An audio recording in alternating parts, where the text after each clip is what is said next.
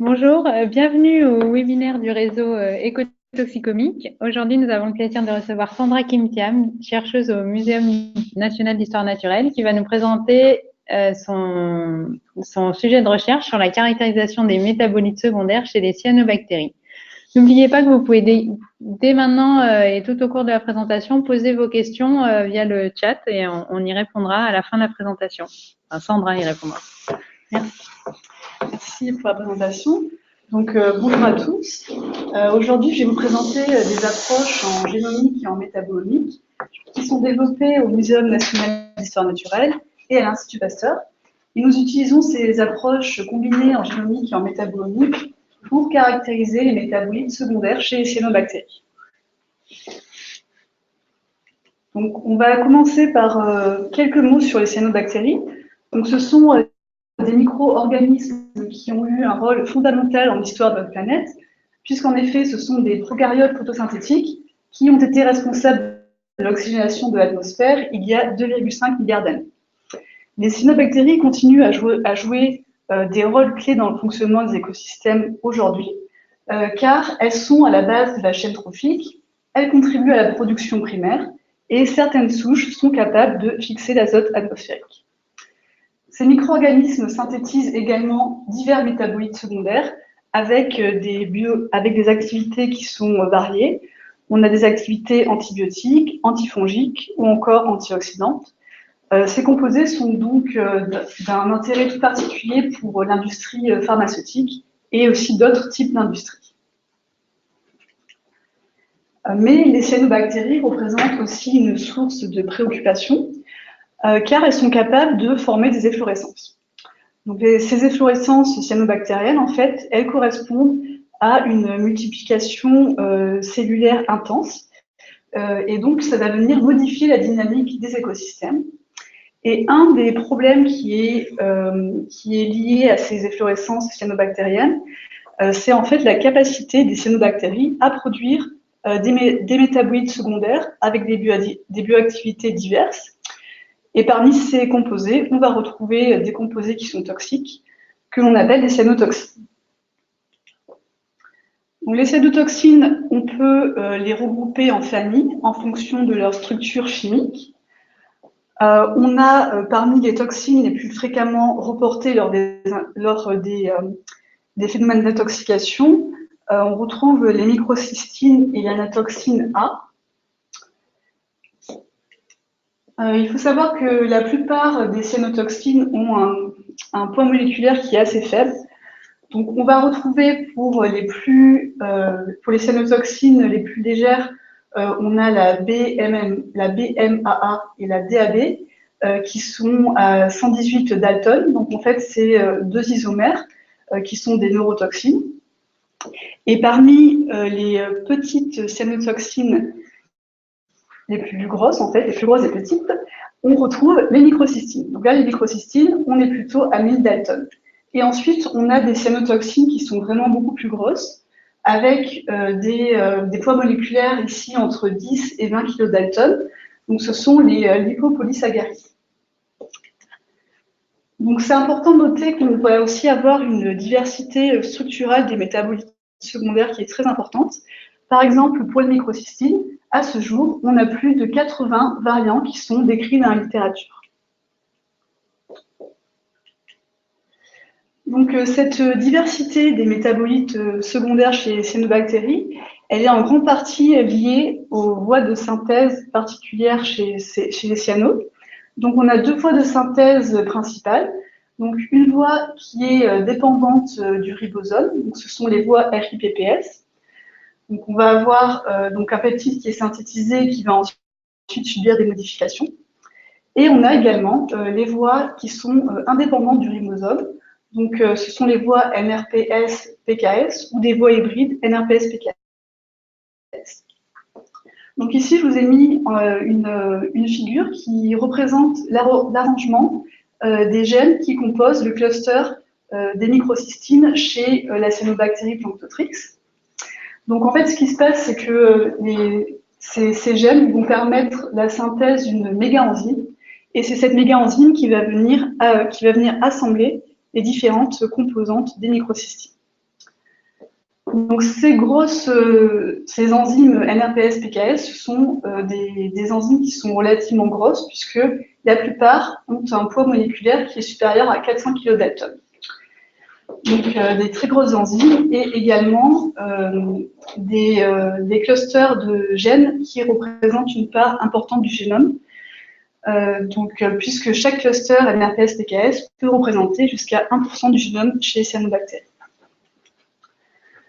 Donc, on a également une distribution de ces métabolites secondaires qui est très large chez les cyanobactéries. Et là, en fait, on va se retrouver devant un paradoxe, puisqu'on a d'un côté donc un coût énergétique qui est important pour la production des métabolites secondaires. Donc, parce que ça coûte cher pour la cellule de garder en fait ces clusters de gènes dans son génome. Et également parce que c'est coûteux en énergie pour synthétiser les méga-enzymes. Donc un coût énergétique très important. Donc on pourrait penser que les métabolites secondaires ont des rôles biologiques vraiment importants pour les cyanobactéries, mais en fait, la plupart des fonctions biologiques de ces métabolites secondaires, elles ne sont pas connues. Donc, les approches que nous utilisons pour étudier les métabolites secondaires des cyanobactéries, ce sont des approches omiques globales. Donc, nous utilisons des approches de génomique et également des approches de métabolomique. Donc, pour les approches de génomique, on va venir travailler sur l'ADN. En pratique, on vient extraire l'ADN. Ensuite, on va séquencer notre ADN, on va réaliser l'assemblage du génome. Donc, on travaille à partir de génomes complets. Et ensuite, on fait du génome mining. Donc, ça veut dire qu'on va aller rechercher des éléments qui sont clés pour la synthèse des métabolites secondaires. Donc, des gènes, des clusters RIPPS, NRPS et PKS.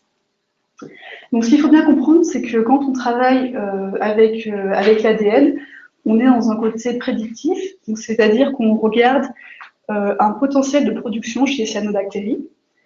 Donc, on va voir si les clusters permettant la synthèse de certains métabolites sont présents ou non.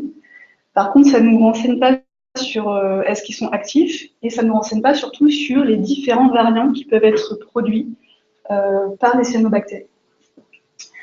Donc, pour savoir si ces clusters sont actifs et les variants qui sont effectivement produits, on a besoin d'utiliser des approches complémentaires, donc les approches de métabolomique.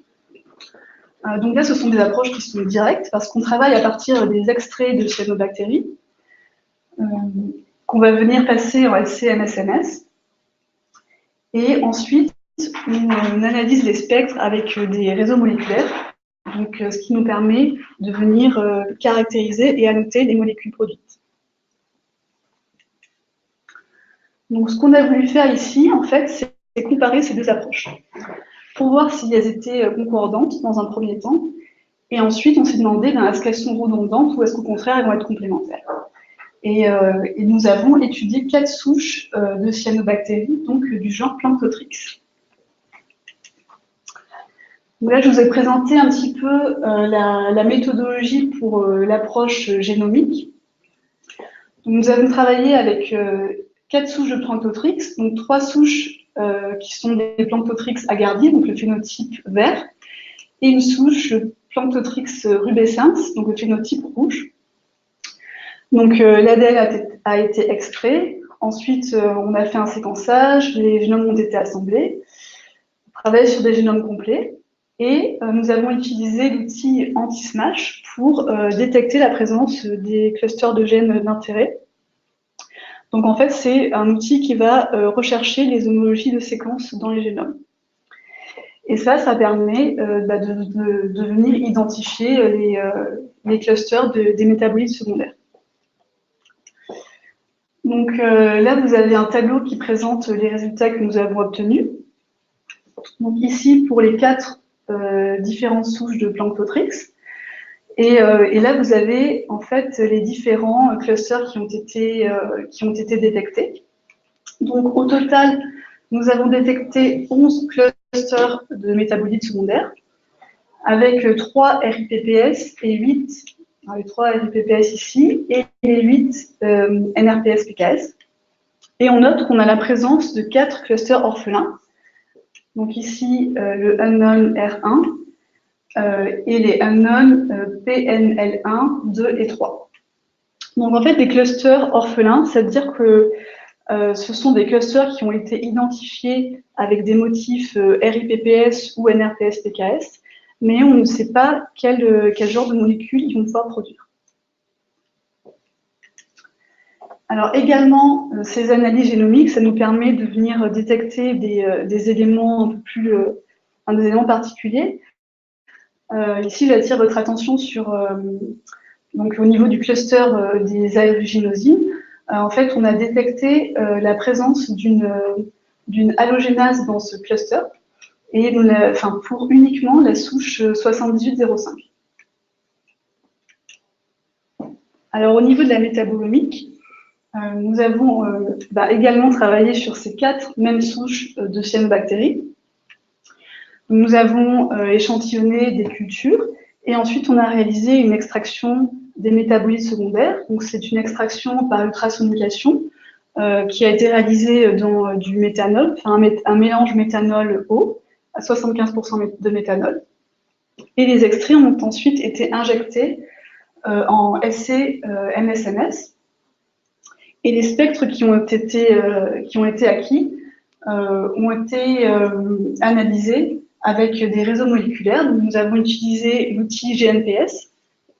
Et en fait, ce que fait cet outil, c'est qu'il va regrouper les molécules par similarité structurale.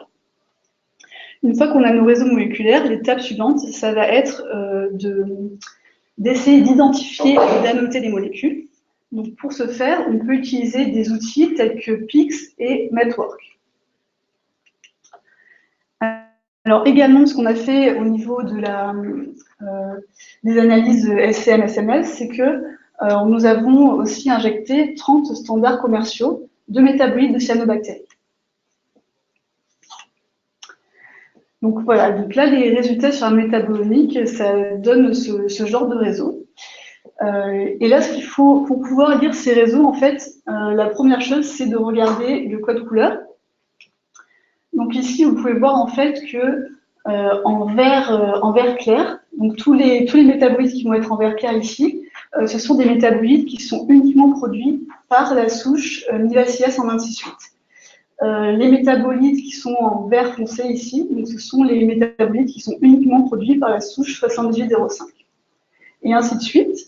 Et les métabolites qui vont être en gris, ce sont des métabolites qui sont produits par plus d'une souche. Donc là, on pourrait vraiment passer beaucoup de temps à commenter tous ces réseaux. Mais là, j'ai choisi de vous montrer quelques exemples que je trouvais intéressants. Donc, en commençant par les cyanopeptolines.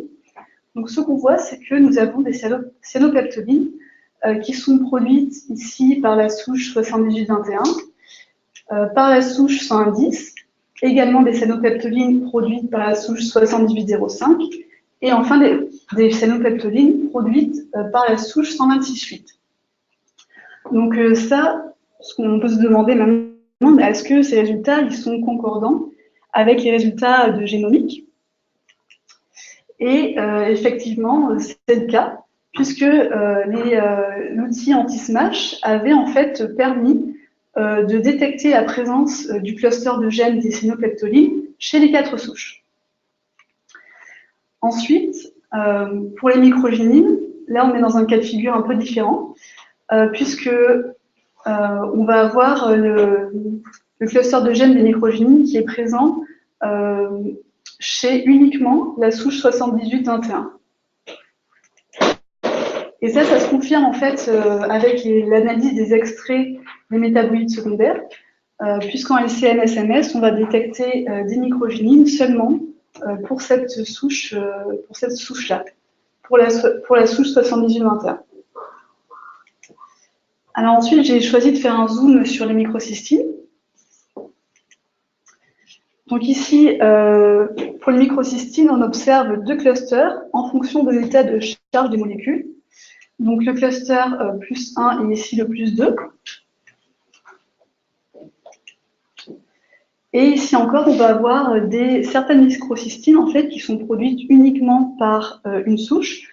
Donc c'est le cas de ces quatre microcystines qui sont produites uniquement par la souche PCC 110.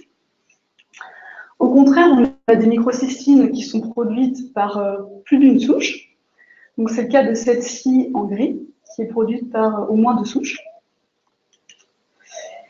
Et pour la souche PCC 7805, en fait, au niveau de l'analyse LCMS-MS, on n'a pas détecté de microcystine, et ça, c'est parfaitement en accord avec les données de génomique, puisque, effectivement, le cluster de microcystine était absent chez cette souche de cyanobactéries.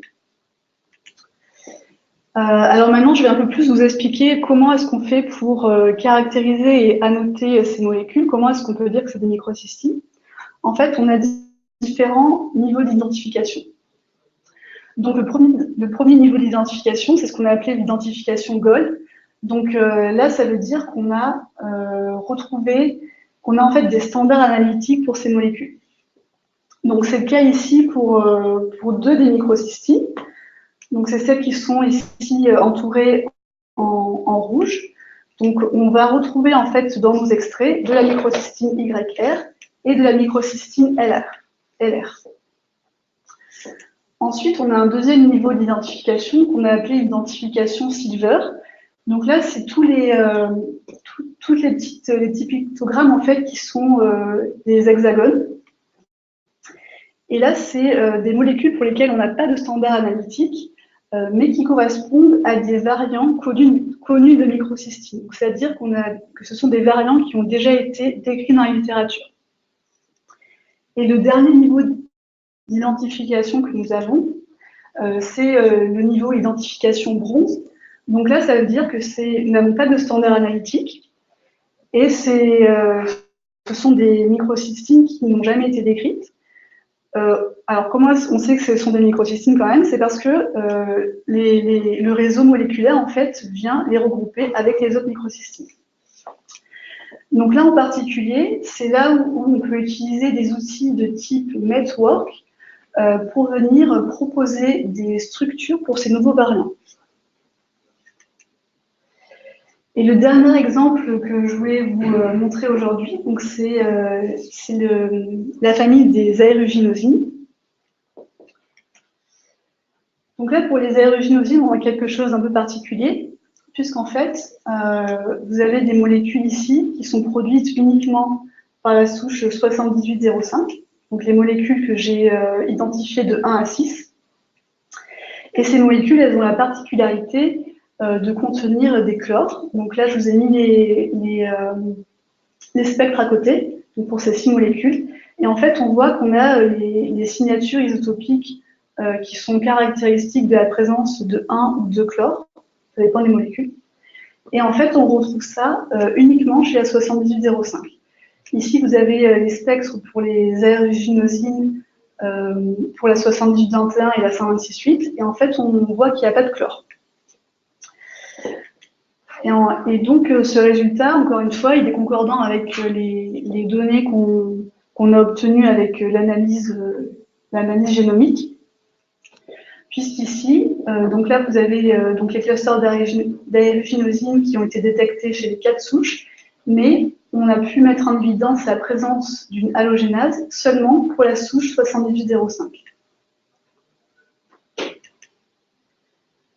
Donc, pour faire un petit peu le bilan sur tout ça, on a besoin d'utiliser des approches combinées en génomique et métabolomique pour avoir une meilleure annotation des métabolites secondaires.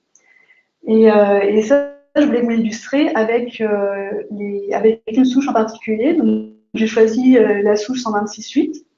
Donc ici, vous avez toujours pareil le tableau où sont présentés les clusters qui ont été détectés et ceux qui sont absents.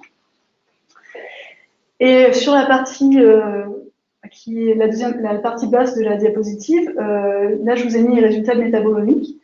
Donc, c'est un graphique qui représente les 50 métabolites les plus intenses détectés en LCMS-MS. Donc, avec les standards analytiques, on a été capable d'identifier 4 molécules.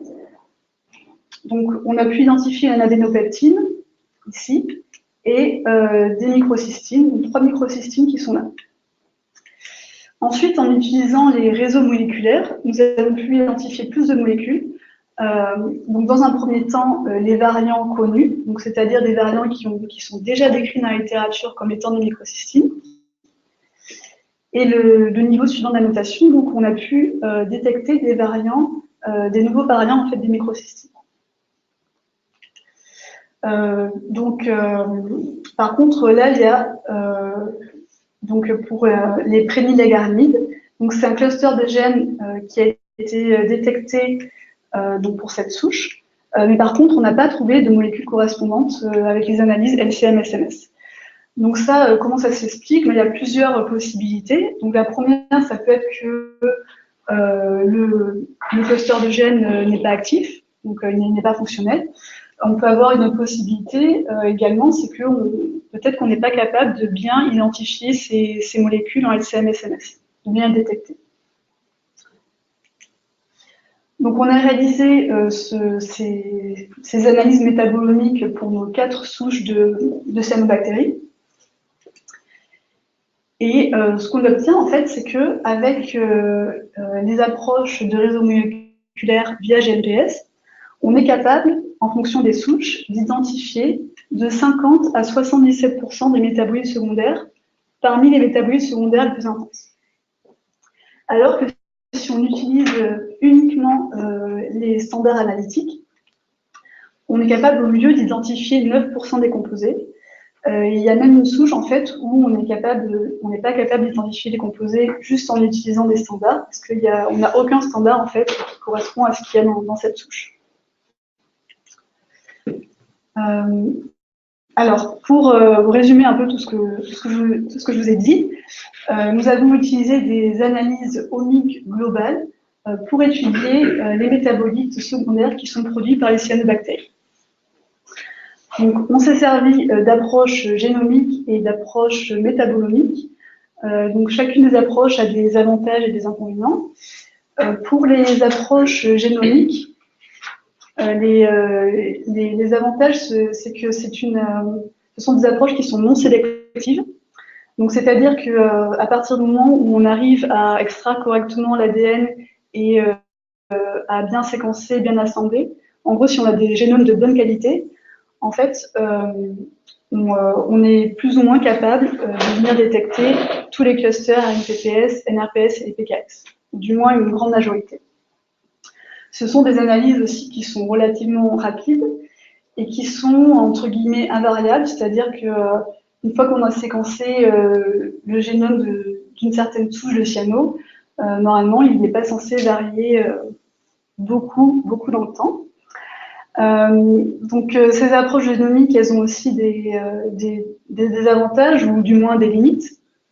Donc, quand on les utilise, il faut bien être conscient qu'on a seulement un potentiel de production, c'est-à-dire qu'on peut détecter des gènes et des clusters en fait qui permettent la synthèse de certains métabolites secondaires, mais ça ne nous assure pas du tout que les métabolites vont effectivement être produits.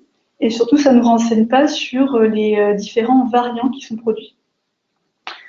Donc, pour savoir quels sont les variants produits et s'ils sont produits, on a besoin de compléter ces approches génomiques avec des approches métabolomiques.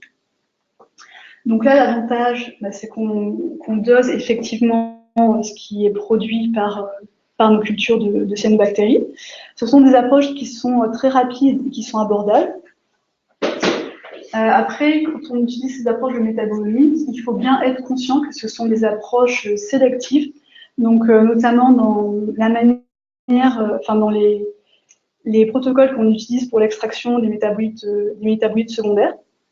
Donc là, pour notre étude, on a utilisé une seule extraction qui nous a permis d'extraire la grande majorité des métabolites secondaires, et parfois on est capable, parfois on a besoin d'utiliser plusieurs extractions, donc avec des ratios de méthanol hauts qui sont différents, ou parfois on a besoin d'acidifier notre solvant.